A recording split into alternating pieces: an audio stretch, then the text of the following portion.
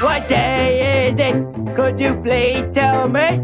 What day is it? I'm confused, you see. Is it Sunday? No. Is it Monday? No. Is it Tuesday, Bluesday, Betterware, Tuesday? No. Is it Wednesday? No. Is it Thursday? Shut up. Is it Friday, Saturday, Betterware, Holiday? Maybe it's tomorrow and maybe it's not. Maybe it's yesterday. I just forgot.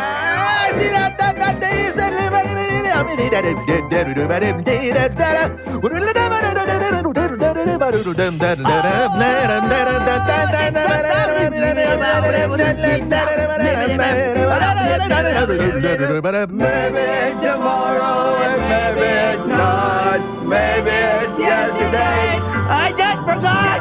Hey, what day is it? Could you please tell me? What day is it? What day is it? I'm confused today. Oh!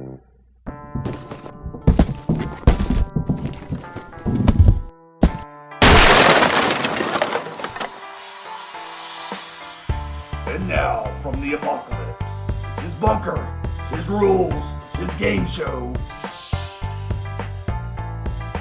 And may the force be with you, always. Now, your host, Devin Pike! Oh, I'm trying to think of a good Jedi Knight name for Pigman. Nothing's coming to me right now, but you know what, I'll figure it out eventually.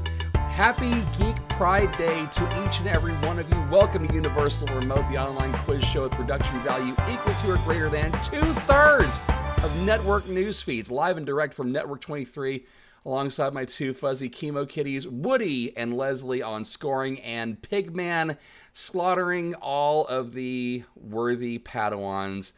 My name is Devin Pike. Thank you very much for joining us for our twice-weekly trivial diversion.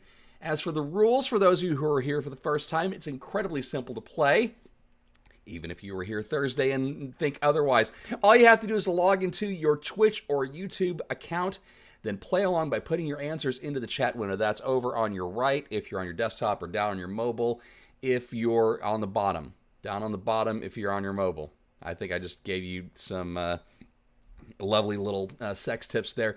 The first three people who answer each question correctly get the points. In the first half of the game, that means 30 for first, 20 for second, and 10 for third. And those values double in the second round. This is a very special day on the calendar for folks of every single geeky stripe. It is Geek Pride Day. Today, in 1977, Star Wars was released. Not Episode 4, not A New Hope, but Star Wars! Name of the damn movie. Also, we celebrate the life and works of the great Douglas Adams, author of The Hitchhiker's Guide to the Galaxy, inaccurately named trilogy, 5 books and 1 short story, as well as other fantastic works. And if that's not an excuse to dust off your sorting hat, rewatch your copy of The Fifth Element, uncrate your bottle of Warhammer 2K figures, whatever you do that might even be considered slightly geeky, we celebrated it all day today. In fact, don't go to sleep tonight. Just keep marching in your own personal Geek Pride parade all through your house, apartment, cardboard box under your bridge, whatever you're doing. So, the pot's right. We're locked in. Let's get underway with our first channel of the evening. It is, of course, Don't Panic. Today around the world, as I said, we celebrate the life and works of Douglas Adams with a little thing we call Towel Day. Let us raise whatever horrific concoction that you like to call a pan-galactic gargle blaster and salute one of the best authors of the last 100 years. And speaking of the pan-galactic gargle blaster, here we go with question 1. It's listed in the guide as the best drink in existence. Its effects are like having your brain smashed out by a slice of lemon wrapped around what? It's like having your brains smashed out by a slice of lemon wrapped around what?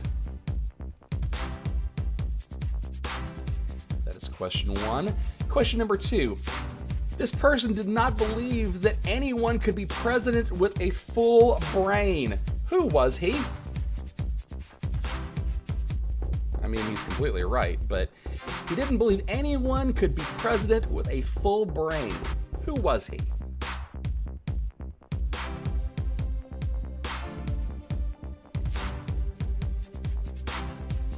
Third question in Don't Panic.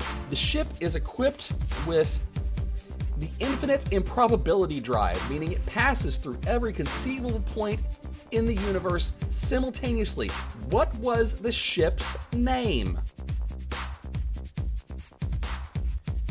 It could probably mean that you get there a hell of a lot faster even than driving down the North Texas Tollway with a toll tag. In your fourth question for Don't Panic, yeah, sure, you know that 42 is the answer to life, the universe, and everything. What then is the ultimate question?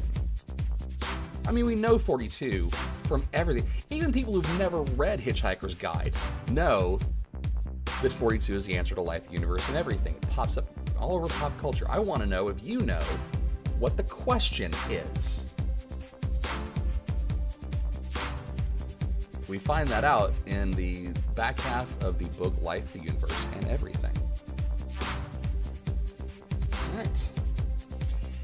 Wraps it up for Don't Panic. We move on to Channel 2. It is a long, long time ago.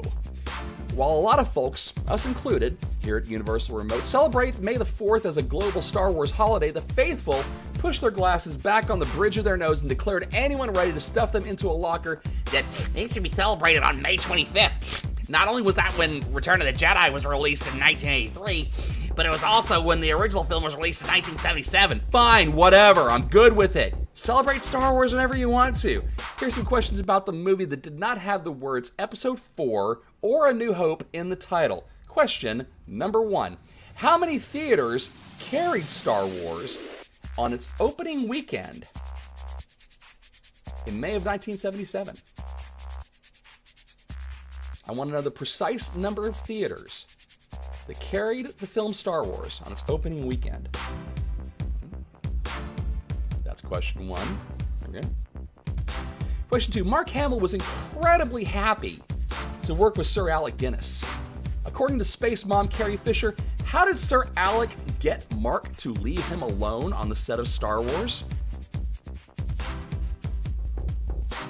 How did Sir Alec Guinness, a professional actor lending credibility to the production of Star Wars, how did he get Mark Hamill to quit yapping around him like a little puppy the entire time?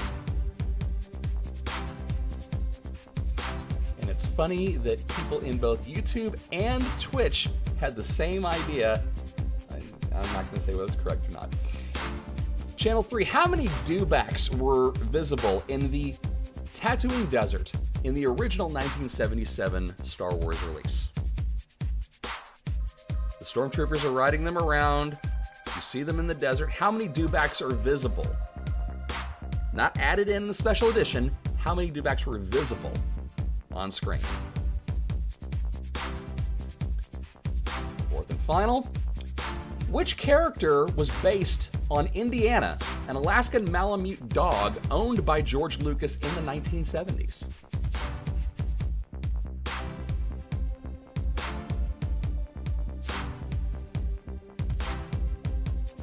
Named the dog Indiana, which is a whole different franchise. I still think it's funny to this day.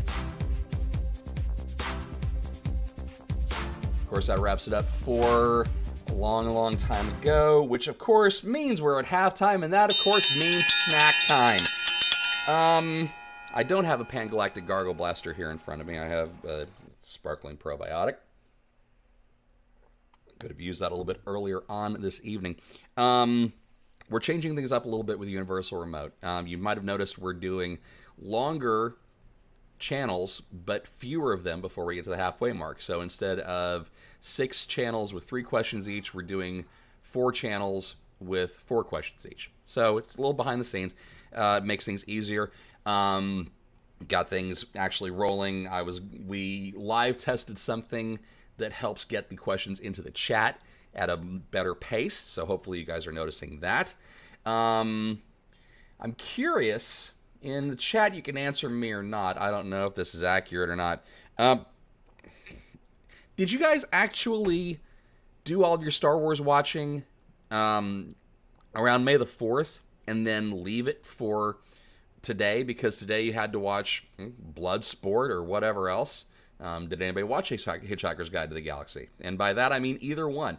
The BBC version from the late 70s or the 2007 big budget version, which I'm a fan of. I think it's great. I love Sam Rockwell as Zaphod Beeblebrox. I'm not as big of a fan of having the double stacked head instead of the head next to each other. That seemed like a little bit of an interesting workaround, but whatever works. So, Shannon watches Star Wars year-round. I'm sure that Jamie Michelotti does as well. Roy watched Empire on its actual 40th birthday. Very, very groovy. 90 Day Fiancé?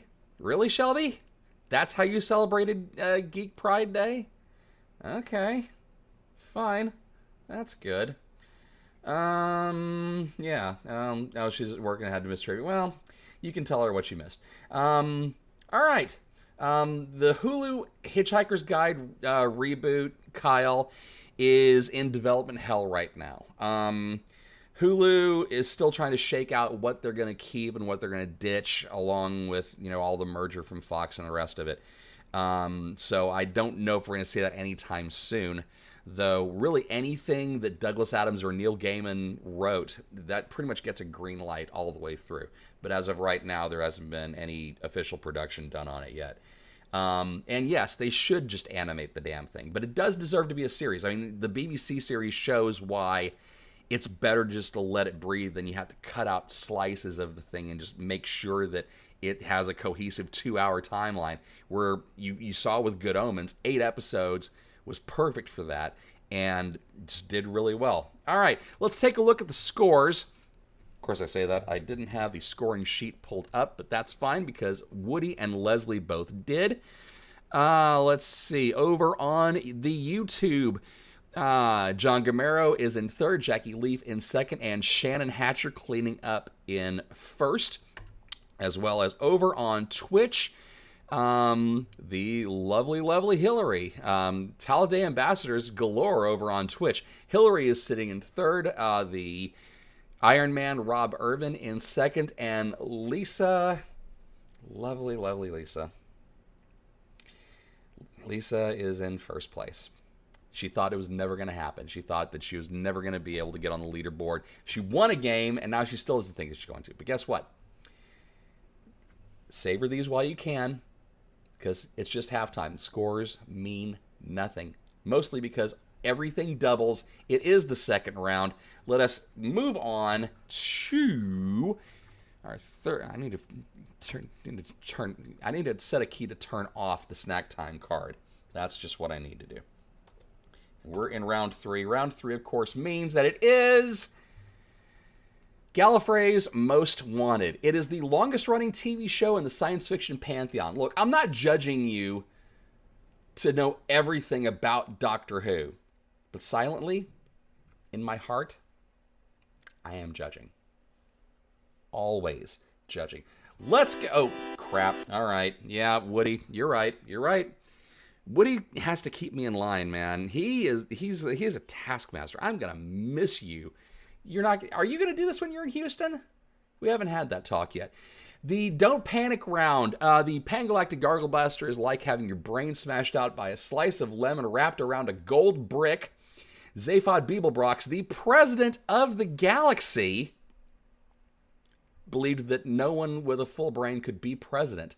The Heart of Gold was the ship equipped with the infinite improbability drive. And the answer to life, the universe, and everything is 42. The question is, what is 6 times 9? And of course, you're sitting there thinking that doesn't really equal 42. And the answer is, not everything in the universe makes sense. For the Star Wars category a long time ago, only 32 theaters carried Star Wars when it was originally released on May 25th, 1977. Mark Hamill acting like a complete fanboy around Sir Alec Guinness.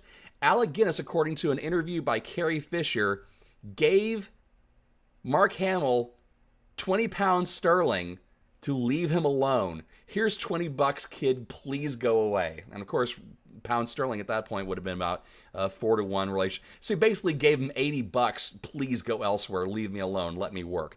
There were 2 dewbacks visible in the original version of Star Wars. They added 5 more digitally to the scene in the special edition.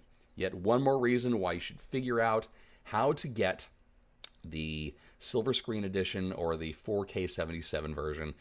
You can search that and figure out what I mean. The character based on Indiana, the Alaskan Malamute dog owned by George Lucas, of course, was Chewbacca. And by the way, there is a special prize that Pigman is going to award somebody by the end of this thing. All right, round 2, question 3. Let us go ahead and hit Gallifrey's Most Wanted. And I already told you that that was the channel. I gave you the intro. Let's do question 1. We know that Russell T Davies, Stephen Moffat, and Chris Chibnall are the showrunners of the Modern Who era. Who was the show's first executive producer in 1963? Didn't hit the button. See, it helps if you hit the buttons and tell people in the chat what to do with the question, then bing! I promise I would never trot out my Bill Cosby impersonation ever again. Question number 2. Producers for Doctor Who swear that the success of Star Wars did not dictate the introduction of what robotic sidekick for the Doctor in 1977?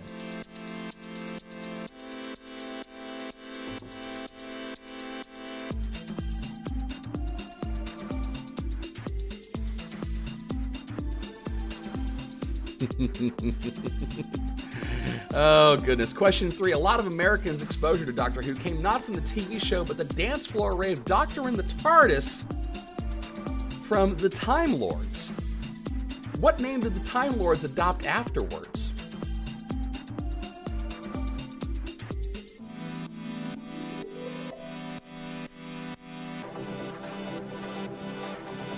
And finally, question number 4 in Gallifrey's Most Wanted. Yes, this did happen. It wasn't a fever dream. Paul McGann was the Doctor in the 1966 Fox TV movie Doctor Who, backdoor pilot. Eric Roberts played the regenerated Master. Name either of the actors who played the Doctor's American companions in the movie. Either one. You can name either one. There were 2. I say there's 2. There's one proper, but there's one who deserves to be called his companion. And that's it. That wraps it for Gallifrey's Most Wanted. We move on to our 4th and final channel of the evening. Nope. That one. Across the 8th Dimension, the historical document of legendary physicist, surgeon, rock band leader Buckaroo Banzai is an instant classic that generations will look back and watch in awe and wonder. Truly, Blue Blazer regulars will know the answers to these questions about the film. Here is question 1. What year did Dr. Emilio Elizardo attempt to travel through matter with his overthruster, only to get assaulted by 8th dimensional red Lectroids? What year did Emilio Elizardo attempt to travel through matter with his overthruster, only to get assaulted by 8th dimension red Lectroids? Question 2. What nightclub do we see the Hong Kong Cavaliers playing in New Jersey, where Buckaroo Banzai meets Penny Pretty for the very first time?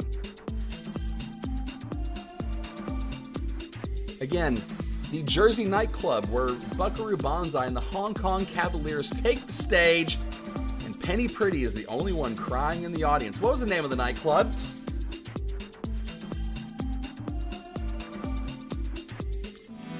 Question 3. The final credits walk in the LA Aqueduct is the stuff of film legend.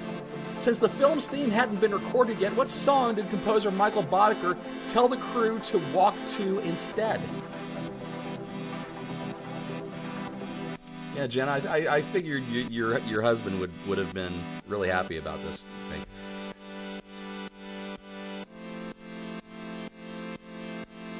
And the fourth question, the final one of the evening, the sequel that we deserved and never got, I still hold out hope, was actually named in the end of the film. What was the title of the movie that we haven't seen yet?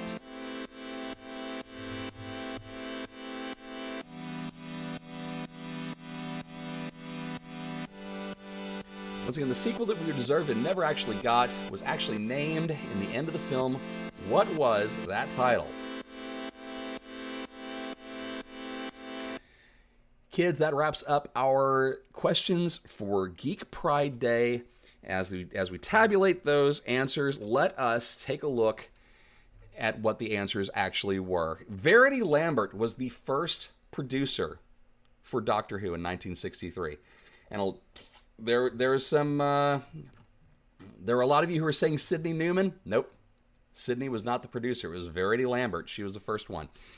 Producers for Doctor Who swear that the success of Star Wars did not dictate the introduction of K9 in 1977. They swear up, down, and sideways. It had nothing to do with it. I don't know that I agree with them. I don't know that I believe it. The Time Lords, who recorded Doctor in the TARDIS, became later known as the KLF. Had 4 or 5 really, really massive hits, and I wish that they had kept the Time Lords, but they probably would have been sued by the BBC had they released anything else. And then the 2 American companions in the 1966 Doctor Who backdoor Fox pilot, Daphne Ashbrook, brother of Dana Ashbrook from Twin Peaks, and Yi Ji So. They were the 2 Americanized counterparts. For Across the Eighth Dimension, Dr. Emilio Lizardo had his bad run-in with all of the Johns who wound up invading New Jersey, and there was your clue, 1938. That's when they had to fake the War of the Worlds broadcast. That's how you remember which year it was. The nightclub that the Cavaliers are playing in New Jersey was called Artie's Artery. You see it on the sign out front. The same pace as the theme song there for the final theme that everybody in the cast walks down the LA Aqueduct was beat for beat, according to the composer of the theme, Michael Boddicker, as Billy Joel's Uptown Girl. They might have been Walking on Sunshine, but that's far too fast of a song for them to have gotten it synced up with. And the sequel that we deserved and never got was actually named in the end of the film. It was Buckaroo Banzai and the World Crime League. World Crime League, of course, led by the nefarious Hanoi Shan. So, Woody says we've got a tiebreaker. Let's see if we've got one over on Twitch. Let's see. So that's 210. 9180. So this is for second and third place overall. So this next question is for Shannon Hatcher and Jackie Leaf over on YouTube. So if you guys are ready, you're going to have 10 seconds from when I give you this clue. Hang on. Do I actually have it? Did I pull it up correctly? Let's find out if I did or not.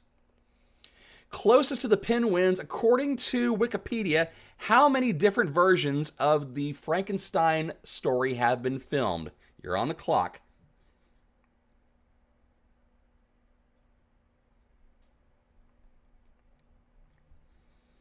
Shannon has his answer in. Jackie has her answer in. Not counting TV or Abbott and Costello Meet Frankenstein, a total of 48 versions of the Frankenstein story have been filmed across cinema. 48, not counting Abbott and Costello Meet Frankenstein. Just ridiculous, man. So, with that in mind, closer to the pin was Shannon. So, Jackie Leaf walks away with third place tonight. Shannon Hatcher walks with second.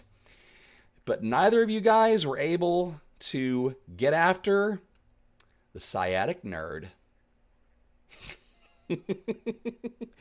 Over on Twitch, that, of course, is our winner. You, sir, you are the smartest person on the internet for the next For 71 hours and 30 minutes, because that is when we do it all again, where we have another episode of Universal Remote. Remember, follow us on Twitch, follow us on YouTube, set your notifications to live. That way you will know when we're going live and bringing you the next batch of trivia that you need to get through your work week, your day, your whole existence. For Woody, for Leslie, for Pigman, stay safe, be kind, run fast, laugh hard. My name is Devin Pike. Thank you very much for coming. Thank you very much for playing. I will see you guys on Thursday night at 9 p.m. Central, 10 Eastern, 7 Pacific, and we do it all again with Universal Remote. Have a great time, guys. Cheers.